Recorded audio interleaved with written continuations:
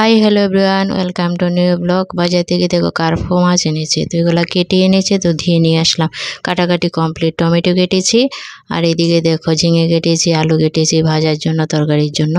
তো কাটাকাটি কমপ্লিট। আর এদিকে আমি সকাল সকালে পায়েস বসিয়েছিলাম, পায়েসটা রান্না করে নামিয়ে তারপর রান্না বসাবো। এই তো রান্না বসিয়ে দিলাম। আলুগুলি ভাজি, আগে আলুগুলি ভাজা করে নিচ্ছি, কারণ আলু ভাজাটা হলে ছেলে আবার সকালে ভাতটা খাবে। ডাল আছে, তো খেয়ে নেবে আলু ভাজা দিয়ে।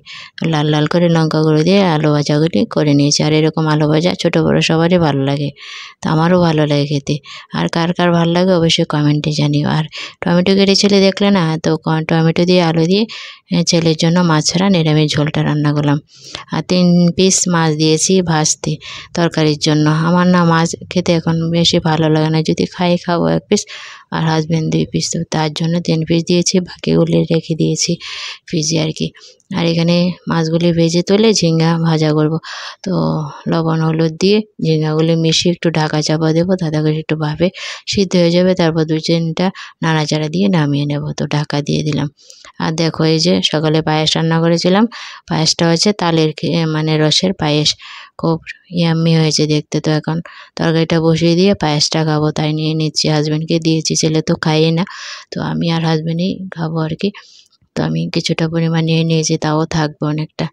তালের রসের ক্ষীর খেয়েছি, কিন্তু পায়েস খাইনি, তাই আজ পায়েস রান্না করলাম। ভীষণই ভালো হয়েছে পায়েসটা। তো নিয়ে নিয়েছি অনেকটা, অনেকটা রয়েছে, এটা সন্ধ্যাবেলায় হয়ে যাবে টিফিনে। আর এদিকে দেখো সবজি ভেজে নিয়ে এই যে তরকারি ঝোলটা বসিয়ে দিলাম, মাছগুলি দিয়ে দিচ্ছি। তো লবণও পরিমাণ মতো দিয়ে দিয়েছি, মাছগুলি দিয়ে নাড়াচাড়া দিয়ে ঝোলটাকে কিছুক্ষণ ফুটিয়ে নেব। তরকারিটা হয়ে গেলে আমার রান্নাবান্না কমপ্লিট।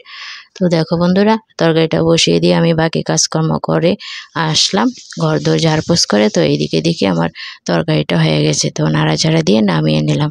তো রান্নাও কমপ্লিট। এই তো ঝিঙে আলু দিয়ে মাছের ঝোল হয়েছে আজ, আর টমেটো আলু দিয়ে নিরামিষ ঝোল হয়েছে, একটা আলু ভাজা হয়েছে। তো আর বেশি কিছু রান্না বান্না হয়নি। এই ছিল বন্ধুরা আজকে দুপুরে রান্না বান্না। তো আমি রোজকারে রান্না বান্না করি আর তোমাদের সাথে শেয়ার করি, আর বেশি কিছু শেয়ার করতে পারি না। তো অবশ্যই জানাবে কমেন্টে আমার রান্নাগুলি দেখতে কেমন হয়। যদি ভালো লাগে অবশ্যই একটা লাইক কমেন্ট শেয়ার করে দিও। থ্যাংক ইউ বন্ধুরা ভিডিওটা দেখার জন্য। ভালো থেকো সবাই, টাটা।